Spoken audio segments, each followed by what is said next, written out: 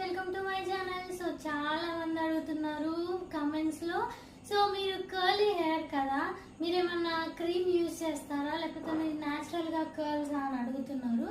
అయితే నాది న్యాచురల్ గానే కర్ల్స్, కాకపోతే కంప్లీట్ గా రింగులు కావాలి అనుకుంటే నేను రెగ్యులర్ గా యూజ్ చేసేది ఇదే అన్నమాట, కర్ల్ అప్ జెల్. సో చాలా మంది అడుగుతున్నారు మీరు ఏం యూజ్ చేస్తారు చెప్పండి అక్క అనేసి. సో నేనైతే కర్ల్ అప్ జెల్ యూజ్ చేస్తాను, చాలా మంచి రిజల్ట్స్ ఉంటాయి.